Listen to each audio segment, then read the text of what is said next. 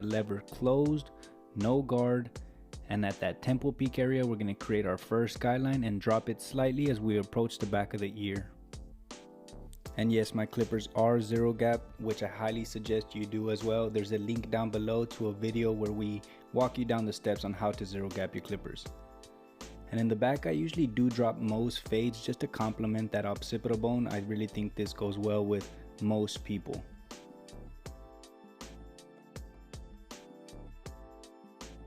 Remember to stay soft and easy with your guidelines and brush after every couple strokes. Refine your guidelines as much as possible, take your time with them.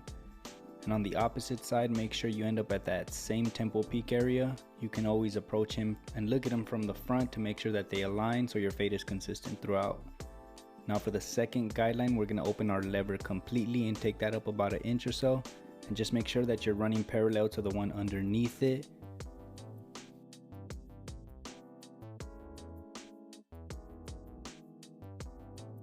As you can see, there is a soft scoop motion with my strokes.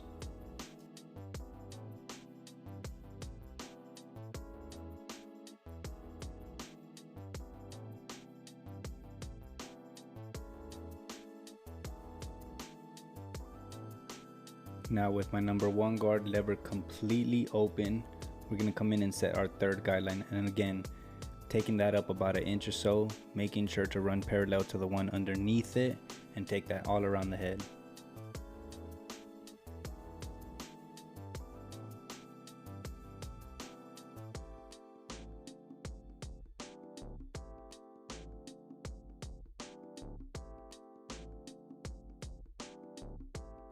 Now with my number 2 guard lever still fully open, we're going to continue the process. As you can see, I'm using my left thumb to move his bangs out of the way just to make sure I don't cut into them, as they are going to help when we come back and add texture to the top. Now with this number 2 guard, I am exaggerating that scoop motion.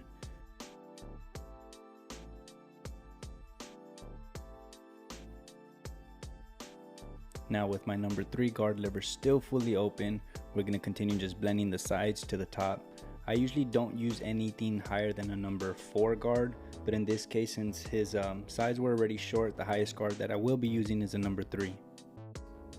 So by now you should have the first line that we created with the 0, the second that we created with the lever fully open, and the third that we created with the number 1 guard lever fully open. We're going to start with that one and work our way down. Now with my 1.5 guard, I'm going to go ahead and close the lever just slightly, putting it in what I like to call a 3/4 position.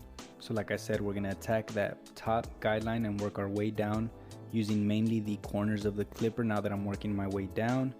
And something that I do want to point out is you can see that this guard is not so much removing the guideline completely, but it's more so just softening it. I still run through my full process and do any touch-up work at the end. So now we're going to start with that second guideline using the half guard with the lever still in that 3/4 position and attacking that line, again using mainly the corners of the clipper. And this step is creating a guideline above that, but do not take this guard any higher, as we are going to come back right now with the 1 guard and remove that. My steps are in the description down below. I do those exact steps on every single haircut. The only thing that really changes is the touch-up work.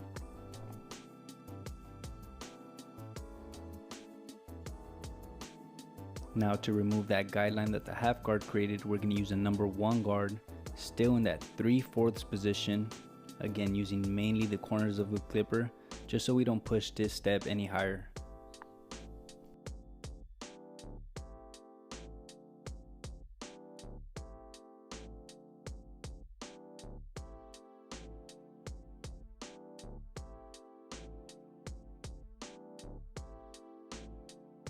Now to remove that last line, we're going to use a 3-step process, starting with the lever close, then we're going to open it halfway, and then we're going to open it fully. We're going to work in sections, taking our time with this last guideline.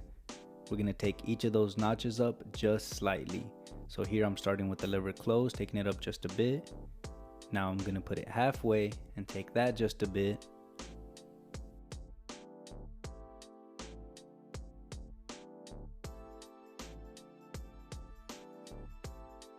And finally, we're gonna open it up completely and finish blending.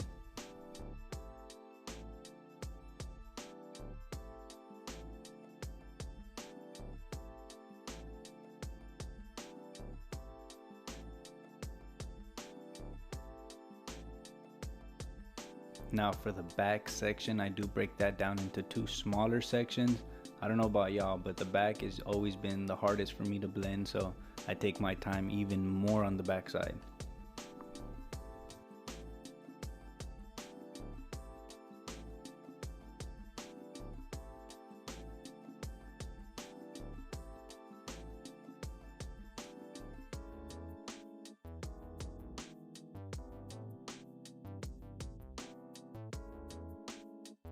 Very simple, just repeat that 3-step process all around the head.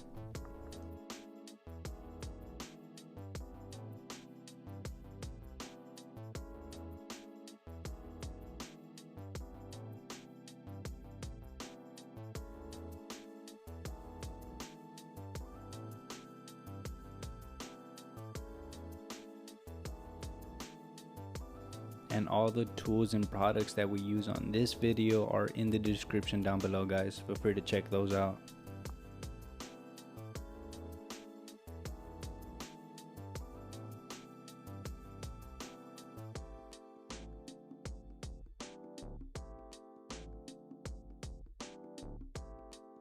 I slowed down this clip for y'all just to show y'all that sometimes I angle the clipper even more just to get into these tighter spots and remove some of those dark areas.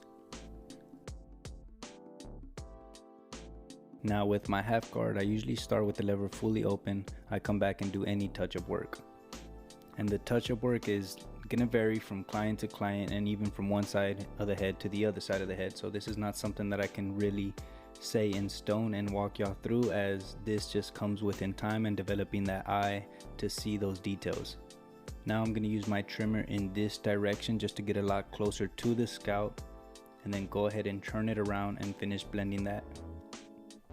And by using our trimmer in that forward direction, we're just going to exaggerate the separation from the bottom hair to the fade.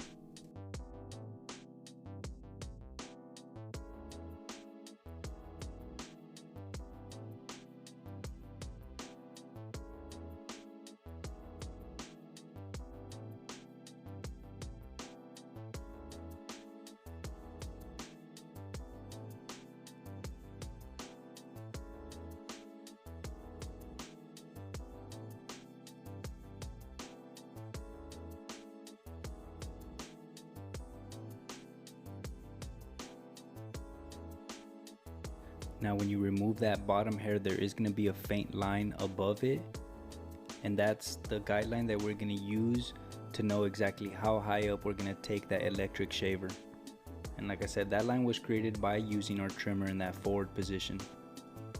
As you approach that guideline, I want you to turn your shaver around and use it as if it was a clipper, using mainly just the corners of it so we don't take this step any higher than it needs to.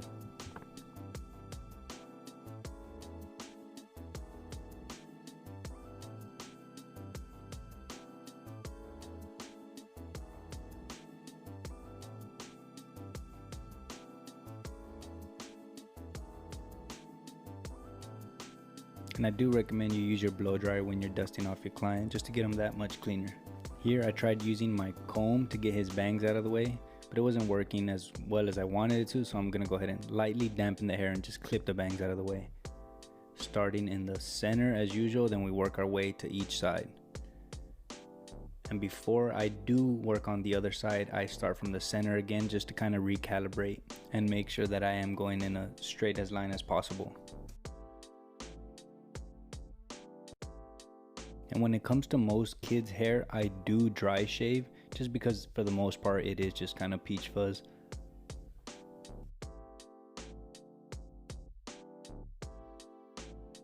We're gonna wet the hair a little bit and get it ready for texture. I'm gonna start in that front, getting my first section. And here I'm just gonna come in at an angle and start point cutting.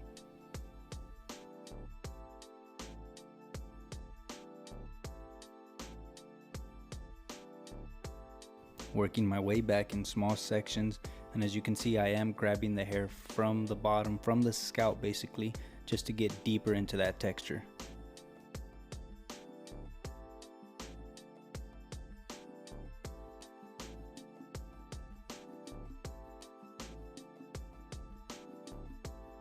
And as I approach the cowlick area, I usually don't come in as steep. I kind of just point cut in more of a straightforward direction, just so I don't create those big gaps and then have the small hairs wanting to poke out at all times. Using high heat to dry the hair and open up that cuticle so we can get it all to stand up and really expose that texture. Here I'm gonna use a matte pomade and just run that throughout the whole hair.